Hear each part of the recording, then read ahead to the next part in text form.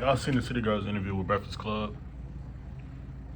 I just watched it, processed it, and I actually got a newfound respect for the City Girls. I think it was very personable interview. It was good, and it kind of put me back in tune with them because for a long time I don't think we've been connected to the actual artistry of it, just more so the personality.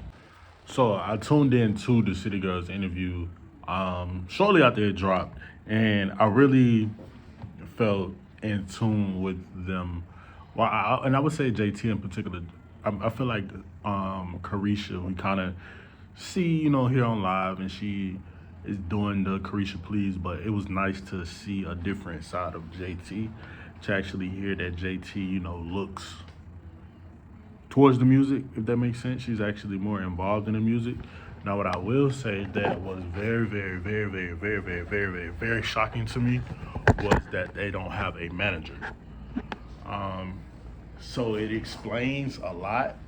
You know, to have a label is one thing, but to have a management team is something completely different. So I think it explained a lot, and it put a lot into perspective to know that they don't have a manager. And it was also good to hear JT, reveal that she knows that the album did only 6 to 9K first week sales due to them not heavily promoting it.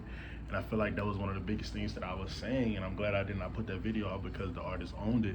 And that was just been, I don't like, speaking before the artist speaks. I like to give the artist an honest time and chance to come out and say what they need to say. And I just feel like, it was a good interview. It was a great interview, actually. It showed Breakfast Club of why they are who they are. And also, I feel like, honestly, this, and I'm going to say this. If City Girls had recorded that interview like they were supposed to before the album dropped, the album would have definitely did more numbers. Just simply based off of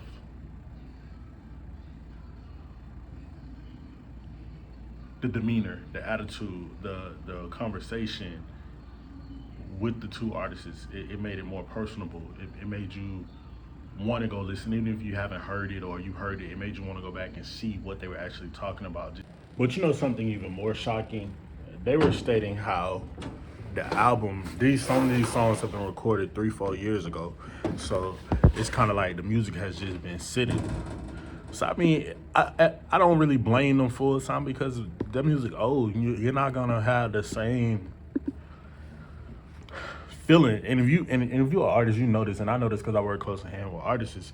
It's like once they put something out, it's no telling how long they done had it before, so they're already probably not really feeling it. But to have something sitting for 3-4 years and you waiting on it to come out, I totally get it. I think Carisha, we kind of know enough. She did state on why she don't drop regularly because they started the interview out with Charlamagne and her with their little conflict back and forth. But she was just like, I don't feel like I need to drop every day. But she was still pleading her case and saying why she feel like she should have won awards 2 years in a row. A lot of people disagree. I totally disagree.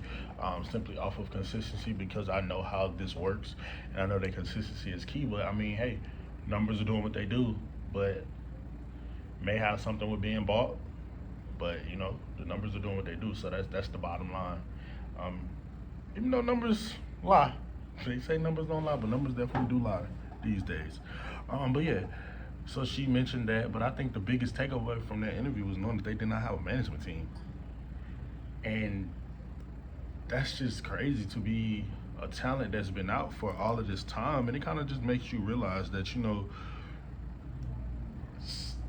we say Nicki is the blueprint and all this stuff for the new wave, but I think City Girls played a lot on the cultural impact of the women that are out now who came after them. I think they came out and different and owning it and just rapping about stuff that wasn't being talked about at the time, and it just opened the gate for things like the Sexy Reds and Ice Spices and a lot of those now because Nicki was out, but Nicki had her style of rap. She can go there, but I'm saying Nicki we respect as an MC. I think City Girls came out, it was more so fun, lightweight, airy, and I think now that's what we're getting. But to just know that they're not being respected anymore, it kind of just shows how we just push people out, or people give us something and we just treat it like it's nothing because they're washed, they're old because the next person comes out, and it's just amazing to me to see how we do that with everybody. time somebody new come in and we feel like we can't celebrate this person or support this one because they they've been out. I don't know. It's just a weird place, but I think it was a great interview. I definitely think they would have sold way more had they did that interview before the album dropped. And that's just honest opinion.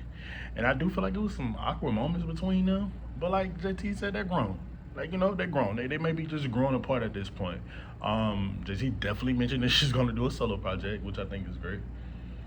I don't think that, the group may have too much more longer together simply because of just the way the chemistry seemed.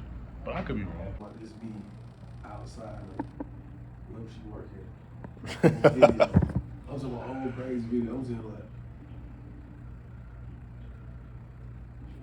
that got nothing to do with that, baby. Oh, want nothing to do with it. You know what I mean? Right.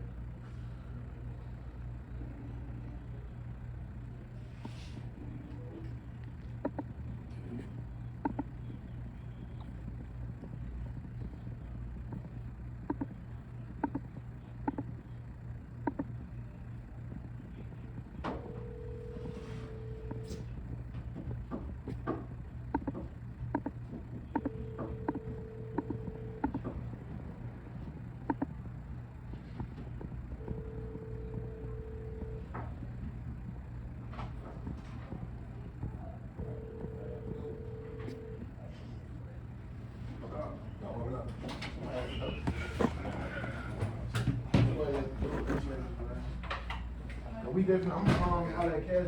Let's try to put that shit together for tomorrow. Nah, yeah, please.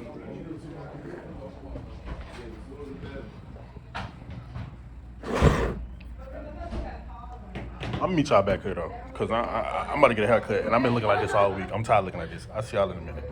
I was supposed to finish this vlog yesterday, but we had One Music Fest.